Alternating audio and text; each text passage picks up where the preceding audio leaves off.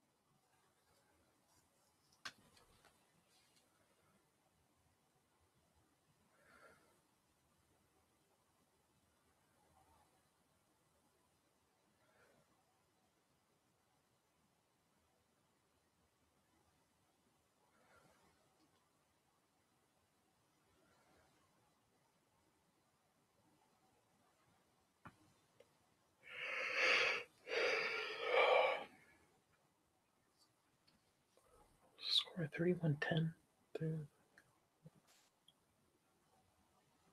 Hey.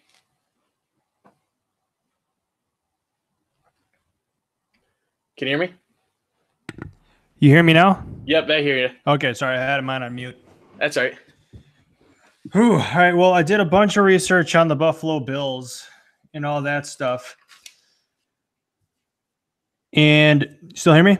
No, yeah, I was just listening. And basically going over the stats, going over who they played the previous two games, and then watching the film, it was really just one of those days where everything just goes your way. Like when you're driving and all the traffic lights go green.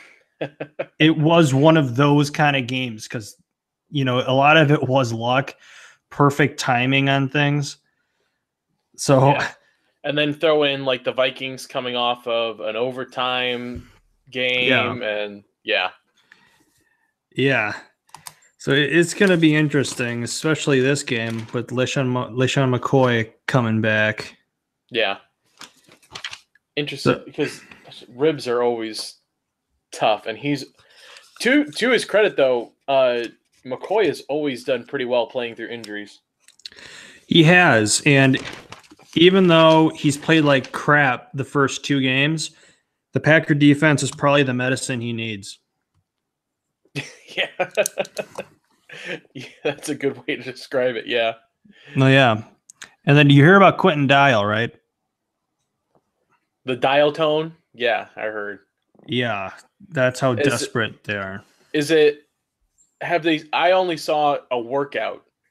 Same with me. Yeah, okay. Tom Silverstein tweeted that they were looking at him. So he's gone. Devon House is gone. I doubt Kevin King is going to play. Yeah, I bet.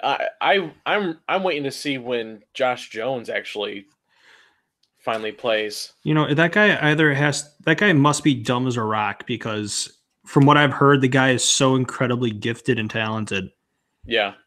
So that must be the reason he's not out on the field. And if he's worse than Kentrell Bryce, then they're in a lot of trouble. Well, hopefully, I'm hoping that with Breeland, you can move like Tramon Williams to safety. Yeah, because I think that Alexander and Josh Jackson, they just let them just take almost the leash off of them a little bit and let them play. Yeah, let them. Man, I think you have nothing to lose. Right, you've gotten absolutely nothing to lose by letting them, go. I mean, it doesn't get much worse. Exactly. I mean, it's not been awful, but you're not going to get a lot worse than what has already been happening. Tramon Williams, there was one play where he's in a soft zone and he gave the guy so much space. Yeah. It was unbelievable. It's like you're like almost 20 yards off the guy. And there's been a couple of times where they're in that he plays that soft zone and he's 10 yards still off the guy, and the guy starts to make a cut, and he flips his hips to run upfield even farther, and then the guy comes back, and he's 15 yards down the field before he even realizes the guy caught the ball and has to make a play on him. Yeah, I would just run, curls and hitches on him all day long. Yeah. Hopefully this Breland. I hope they give. He'll probably see a lot of playing time. You would think, right? Oh yeah, I mean a decent amount. I mean, Hope is hurt. House is on IR. I think if this was Dom Capers' defense, who knows because of how complicated it was. Right. But with this simplifying it, you need him to just come in and plug in and go. And that means that Blake Martinez and all those guys are going to have to be smart and correct him if they see him doing something wrong. Right. So it's going to come down to what's up here more than what's on the field for the first game, at least. Yeah, definitely. Well, so I've got some notes planned out. Let me pull my thing up here. So I think I definitely want to. I know they touched on it, or they talked about it yesterday or today's episode, but I kind of want to get my shot in on the whole QB protection rule and all of that crap.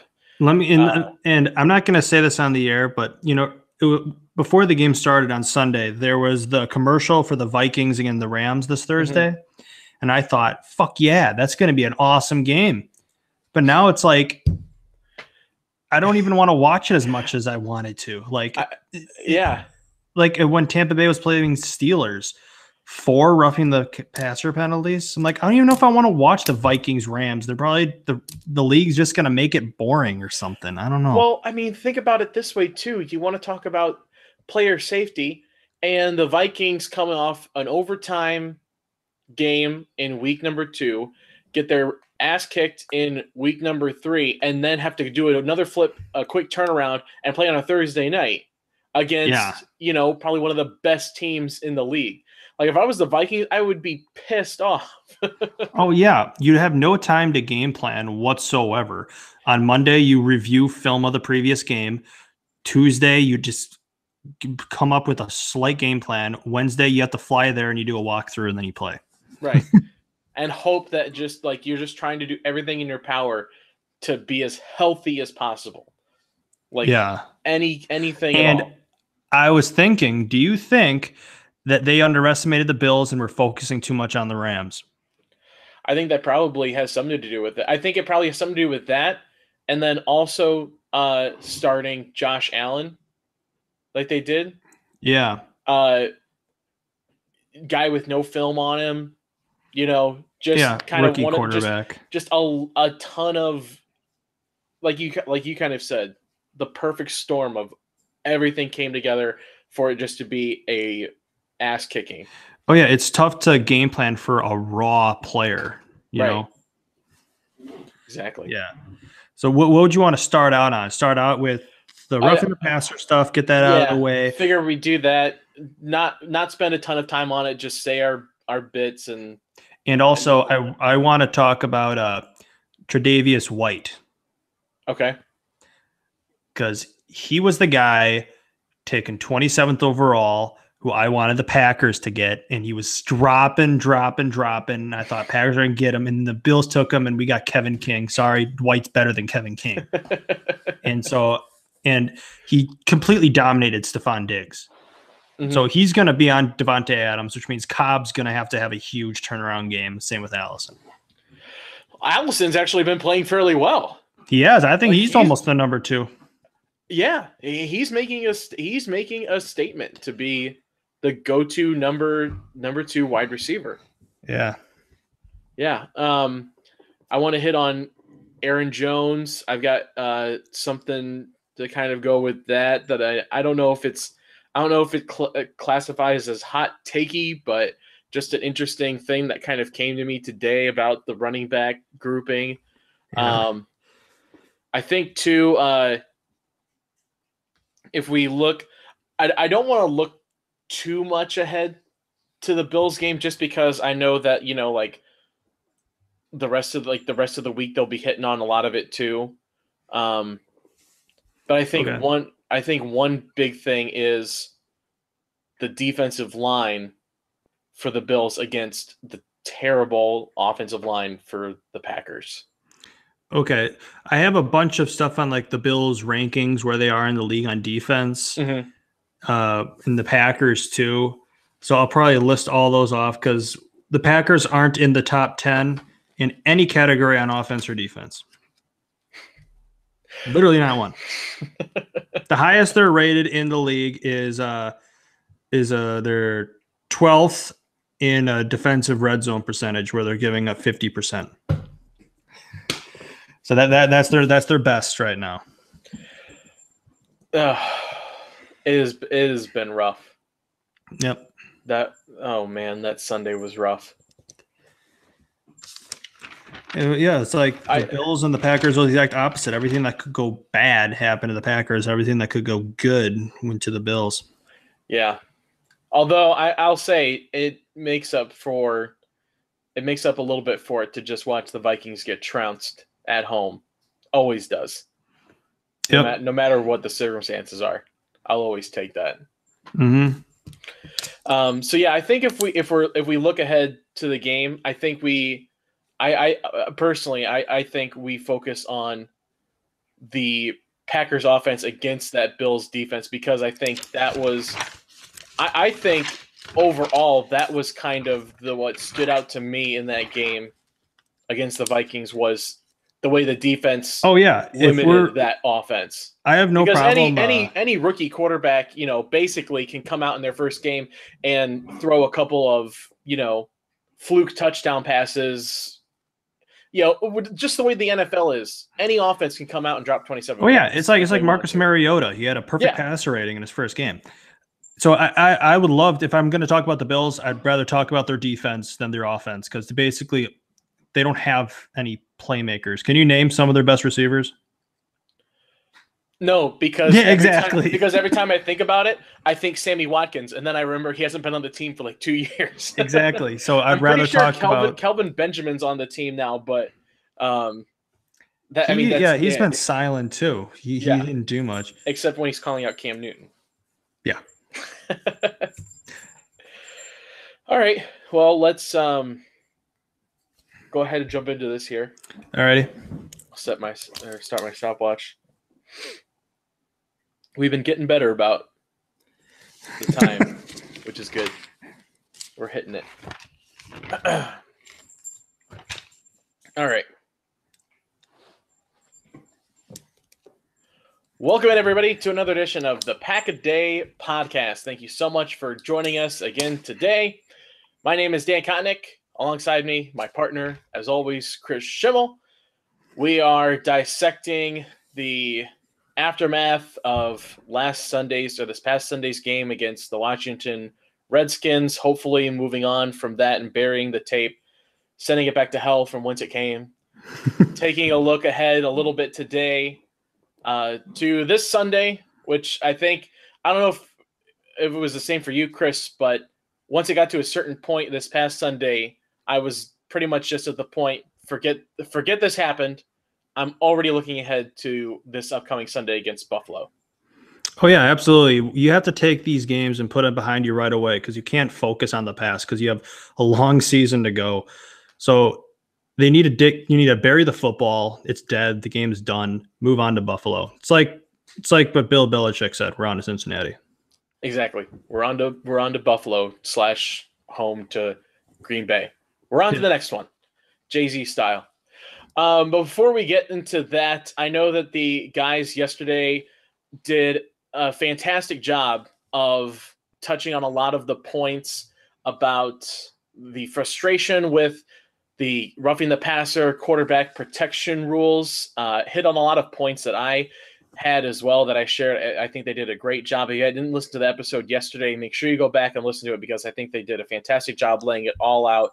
But at least for myself, and I know Chris wants to join in on it too a little bit, we've got to get our sack we've got to get our pound of flesh in on the QB protection rule because for me, it hits me a little personally the QB protection stuff because obviously it's geared towards everything surrounding concussions and keeping players safe. And personally, in my life, I had a very close family friend who ended up dying as a result of CTE, who played football his entire high school, Pee Wee, college career, and ended up dying very, very young as a result of CTE symptoms. And so it always kind of strikes me a little bit more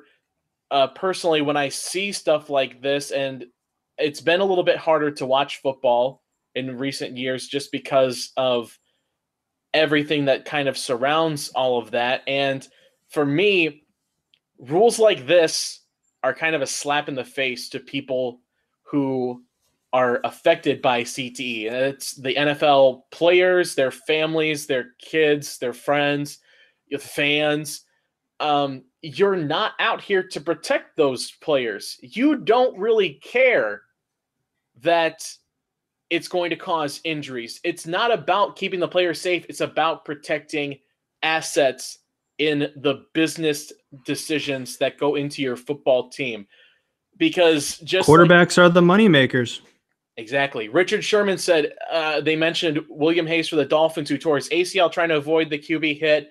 If that's a quarterback, they make a rule to stop that tomorrow. It's not about player safety. It's about protecting the numbers. I mean, that's just it.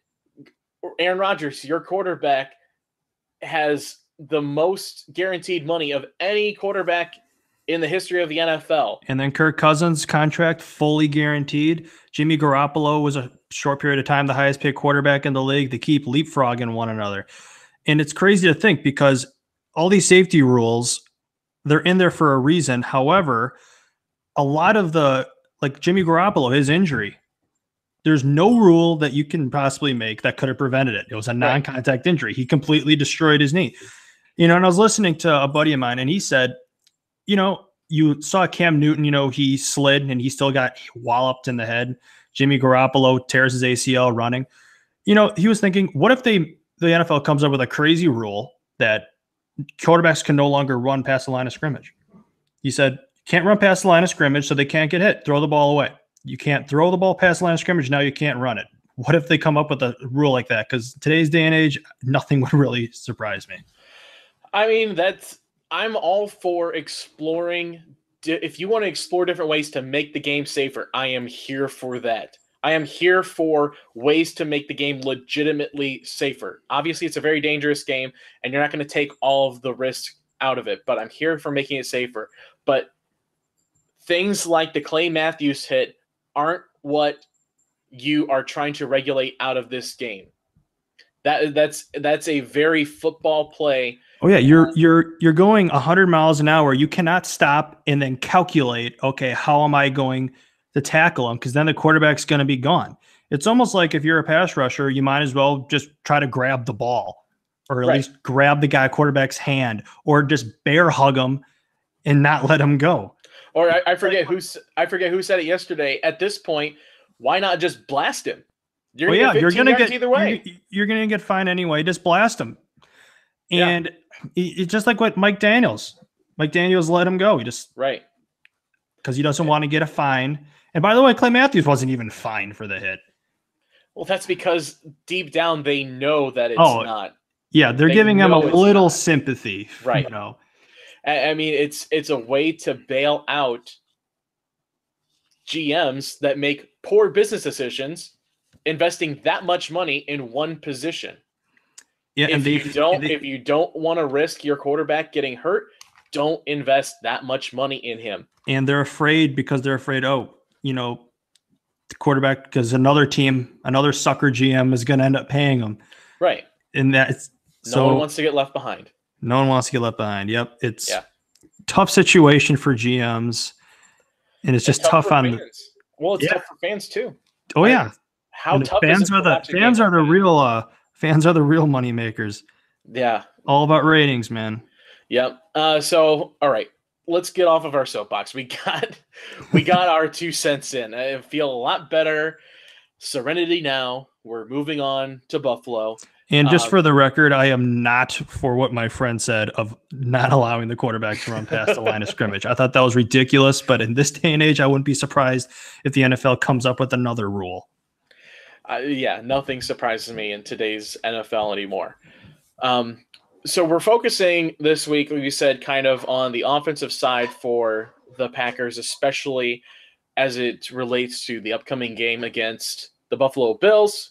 Back in Lambeau after a short little road trip down to the nation's capital. For me, Chris, the thing that stuck out to me on offense this past week, and it wasn't just because I drafted him in almost all of my fantasy leagues and decided to start him this week, is Aaron Jones has made the point that he needs to be the number one running back. And like I said, it's not because I stupidly started him in a lot of fantasy leagues hoping he would have a breakout game in his first game back from suspension, but he has proved to me, I think, to fans that watch the sport and follow the Packers, that he is clearly your number one back moving forward. What do you think? What does he have to do to prove that he's not? I mean, I'm just sitting there thinking to myself, after his first big run, I thought, okay, and then he's gone. What is Mike McCarthy doing? He's proven he's the best back, and it's not even that close, if you ask me. Yeah. He ran the ball 6 times for 42 yards, 7-yard average. And I just don't understand, because to me, Ty Montgomery and Jamal Williams are not better at him in almost any phase of the game. I mean, I would say Jamal Williams and blocking, I understand. Blocking, pass protection, you could make that argument very clearly, at least for Jamal Williams, but he's a running back. They're supposed to be running the ball. And I understand that you need a good back in there to block, to put pressure off Rodgers, but actually having the running back run the football will put even more pressure off of Rodgers. Right. So I don't see there's any excuse for Aaron Jones not to be in the game. I expect to see him play probably over 70% of the snaps. And honestly, even if your idea is to have Aaron Jones come out of the backfield for an outlet pass, and instead of having him stay in pass protection, I will take Aaron Rodgers throwing a short drop-down pass to Aaron Jones for maybe a yard or back to the line of scrimmage. Oh, yeah, just throw him into the flats. Having Aaron Rodgers sit back in the pocket and have Aaron Jones try and pass protect. Oh, yeah. When you have a limited quarterback that's limited mobily, you need to have a check down. You need to have a go-to guy. And Aaron Jones, give him the ball in his hands in open field, and he's dangerous. Now, I mentioned to you off air that I had somewhat of a hot take here. Now, I want to preface all of this by saying it's not something that I am saying to go out and do. Okay? I am not going to ever claim that I'm the smartest person in the room, especially when it comes to just pure football knowledge. I consider myself a very big fan. And I think that I know a decent amount and a grasp on things. Well, that's what's beautiful about football, because there's always more to know. Right, exactly. So I put this out there for you, for the listeners, to tear me down, call me a fool for thinking this, but it came to me today. Obviously, I live in Detroit, and I listen to the local sports station that I work for, and they were talking a while about Ameer Abdullah and their backfield. They have a very clogged backfield, and he is kind of facing the same thing as Aaron Jones. Not a suspension, but hasn't played a lot in the first couple of weeks. Very healthy. Bringing him back. The New England Patriots just placed Rex Burkhead on IR. I did some investigating. They have 3 running backs on the roster right now. Not a lot of experience there. They were talking about, do you make the trade to the Patriots? They're running back Ameer Abdullah to the Patriots. Here's my question. What is the market value or the idea behind possibly sending Ty Montgomery to the New England Patriots?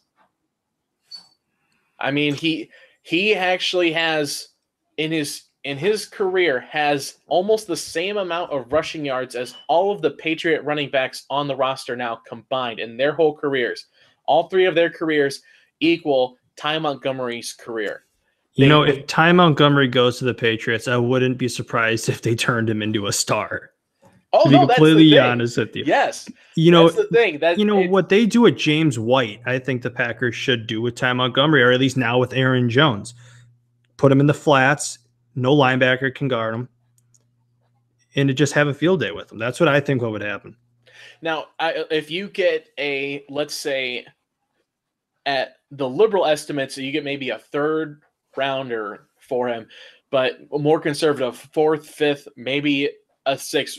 Do you do it, Chris Schimmel? Do you make that trade to the New England Patriots? Yes. Yes? Yes, I would take it. Is there a cutoff line? Will you say nothing below a fourth or fifth rounder? Where's your ballpark? If they would trade a third rounder for him, that would be amazing. But right. I would say at the very least a fifth. Okay. Because Ty Montgomery, he's had injury problems in the past.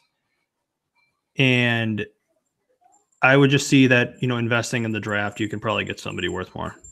And especially with Aaron Jones, emerging as a great back. Right. You've got Aaron Jones emerging as your lead running back. And there is a depth issue at a lot of positions for this Packers team on offense and defense. And I actually got into it with someone on Facebook the other day where they were complaining about the Packers not signing Khalil Mack after Muhammad Wilkerson went down with that injury. And, isn't it silly? We could have had Khalil Mack instead. But now I'm looking at it. I was on the bandwagon to get Khalil Mack, but now those first two first-round picks look a heck of a lot more appealing as a top-tier offensive lineman or a younger pass rusher or another inside or outside linebacker.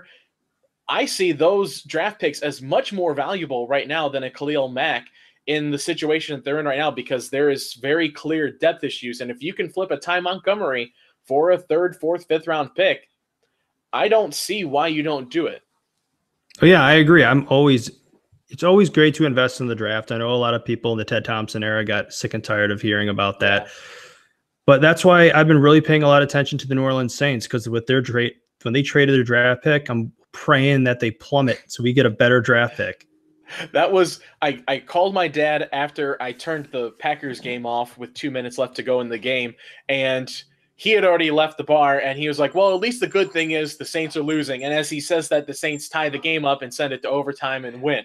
Yeah, so, and then, of course, they sneak out a win against the Browns, so the Saints are nearly going through. Every Packers fan, I think, is rooting for the Saints' demise this year. And so we talked about Aaron Jones, draft picks for some of the depth, and the depth I think clearly needed, at least on the offensive side, for that offensive line. We saw it was very piss poor performance, in my opinion, against the Washington Redskins, against a defensive line that kind of moved them around like deck furniture. I mean, I refer to some of their injuries. Yeah, I'm referring to some of their line as a revolving door, especially at their right tackle position. Bulaga is now out with the hurt back. You have Byron Bell, who's going to start. You have Jason Spriggs, who basically got the guy in a chokehold on that holding call he had. And then even their guards, Lane Taylor was beat. The only two players on the line that's been stable have been Bakhtiari and Corey Linsley. Yeah. That's it. I moving forward, I really have no issue finding a replacement for any person on the offensive line outside of Bakhtiari and Linsley. Those have been your two mainstays, and arguably the two most important positions on the offensive line, granted. But, I mean, we saw the disruption that it caused this week. And if we look at the game this past Sunday, Vikings and Buffalo Bills, that defensive line for Buffalo, with not a ton of star power behind it, caused a heck of a lot of trouble for Kirk Cousins and the Minnesota Vikings. Well, the Minnesota Vikings, they don't have a very good offensive line. Sure. So that's why I felt the Packers were going to really put pressure on Cousins. But if you take a look at the Buffalo Bills, they have 8 sacks this year. 4 of them came against Kirk Cousins. But not only do they sack quarterbacks, but they strip the football. They had Kirk Cousins fumble 3 times, and they recovered 2 of them, one at the 15-yard line and the other at the 25-yard line, which is how they're able to jump out easily to like a 17-point first quarter lead.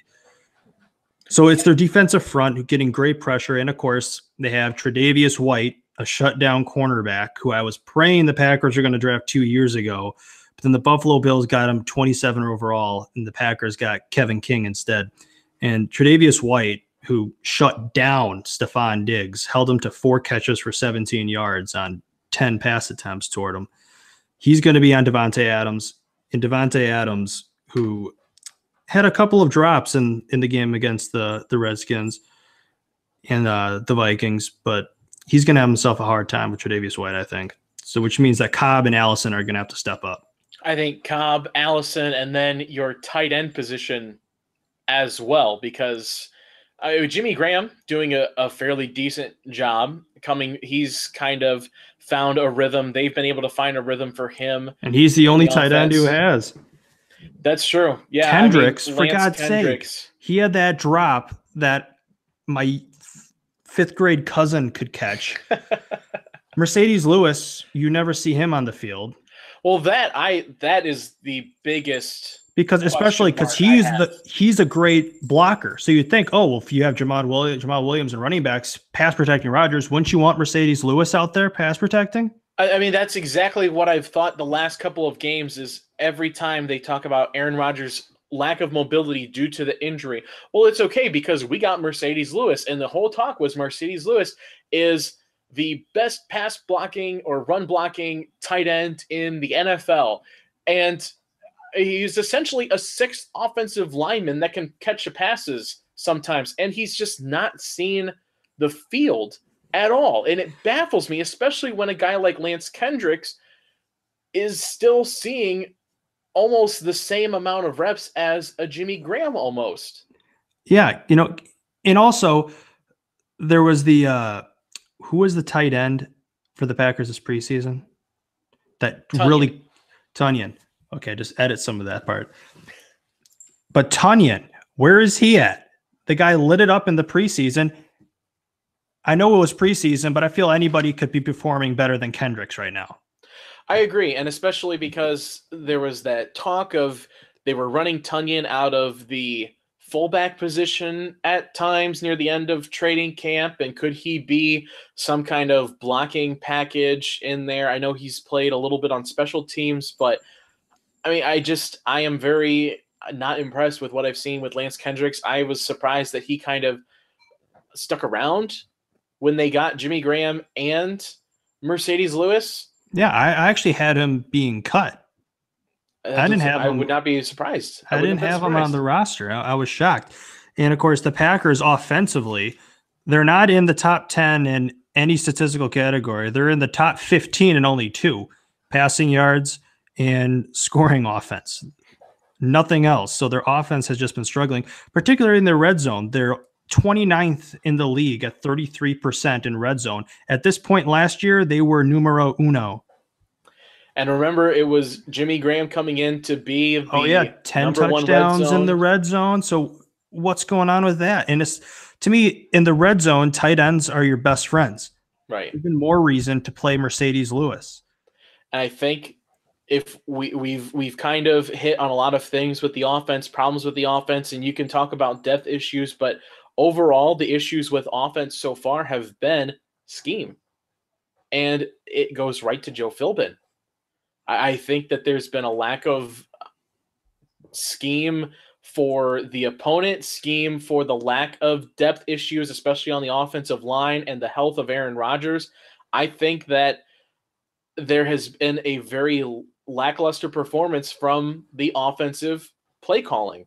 And I think that's ultimately what it boils down to, because players can play, and Aaron Rodgers can turn a lot of guys into playmakers with just his talent alone if you put him in the right scheme and scheme around him.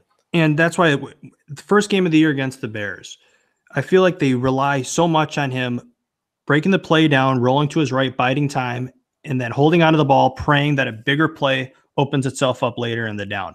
But then when he got hurt and came back in the game, they said, okay, that's not going to work. Put him in the pistol, short, quick passes. He completed 16 of 17 passes with 9 yards or fewer.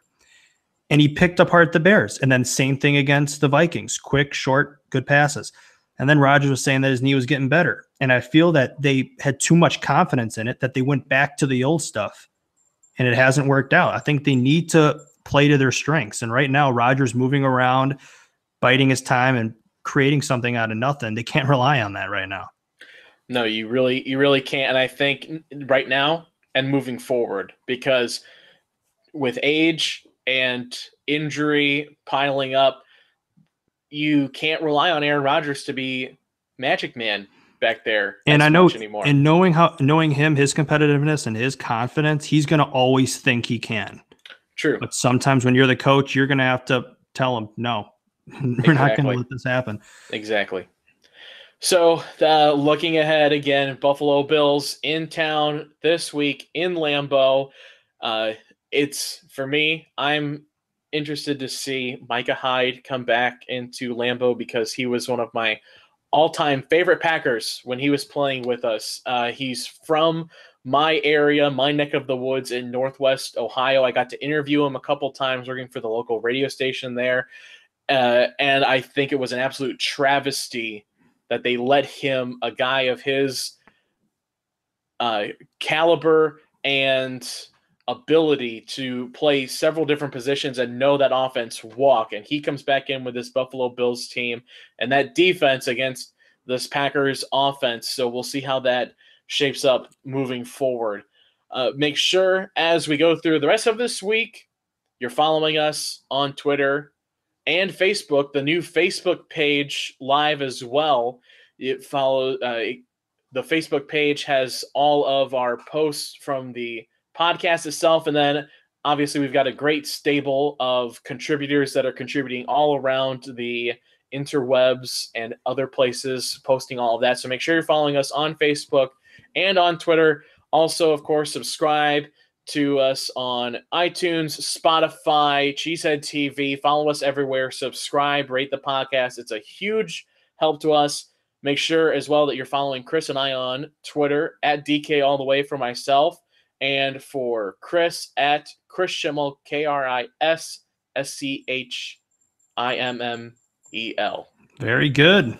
Getting better at it. So yeah, make sure you're following us throughout the rest of the week. Enjoy Sunday, maybe with an alcoholic beverage in hand to help ease the pain, because you just don't know what's going to happen. Obviously, this last week showed anything is possible, because the Patriots can go in and get walloped by the Lions, the Bills can go on the road and beat the Vikings, and the Packers can look like that at any given Sunday. So just enjoy the game as it goes. Chris, any final words before we sign off? Go Pack, go. Short and sweet. It's why he's the best color man in the league. Go Pack, go. Enjoy the game on Sunday, everyone. Good. I think that was really good. And we were just at 25 minutes right there. I couldn't think of anything else. If I brought up something else, we would have gotten into an entire. Right. I'm like, all right, what can I say that can just like end? Because if I bring up something, it'll lead into another 2-minute conversation. Right. That's why I was trying to. I didn't want to keep going, because I think we hit it perfect right there. We were just at 25 minutes. I think we hit that succinct. We didn't. I don't know. I thought that was one of our best ones. Yeah, definitely. And I just wish we can go more than once a week. You know what I mean? Because like I want to talk about more of the Bills defense going up against the Packers and all that and matchups. Yeah, well, that's why I jumped. I don't know if you saw on Slack today. I jumped on. They needed people to fill in on Saturday. I jumped on with Jacob on Saturday. I'm like, hell yeah! Like I want to do a preview podcast. Like that's the easiest one to do. That's like the best one outside of like previews. The previews are my favorite. Outside of like doing like the one like right after the game, you know, like that's the best one. Yeah, I think I would like to. I liked your idea last time of everyone gets to do, One game. one game. Yeah. Yep. Because then everyone gets it's, you get so many different takes on the game, because now it's like, yeah, every single week it's the same people reviewing the game and I feel doing like the pregame. it should be either everyone gets a preview or everyone gets a post game, or at least if they say no, these are our experts, they get that. I'll say, well, then can we have at least one person be just a guest for a short, just short a rotating, bit? a rotating guest. Yeah. Well, we should ask Scott that. Yeah, we should say something to Andy about that. I think he'd be on board for it. Yeah, because I'd rather have instead of having us having it right in the middle of the week. Mm-hmm. I'd rather have it either early in the week. That way we can attack more of what happened in the game before it gets stale. Right. Or later in the week where we can actually talk more about the upcoming game. So that's the thing, is we're in that little dead. Exactly. Dead so zone. People are going to think, okay, we heard this stuff already. So that's why I was thinking to maybe us start a little bit of the pre-game a little bit, or at least the cliff notes, on what's going to happen. Yeah, that's why I think it's good. If we can focus on one thing for the previews each week is good, because then we're not stepping on anybody else's toes, exactly, for the rest of the week, but we still get a share of talking about next week's game or the upcoming game. Right. Yeah. Do you think if we could ever just talk to people on Slack, say, hey, I'm going to be super busy Wednesday night or something, could we switch with you guys, do it on Tuesday? Yeah. Yeah.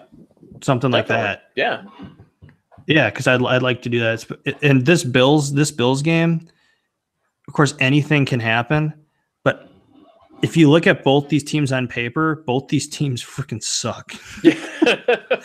I mean it. I'm looking at the rankings and every single statistics. I wrote them all down.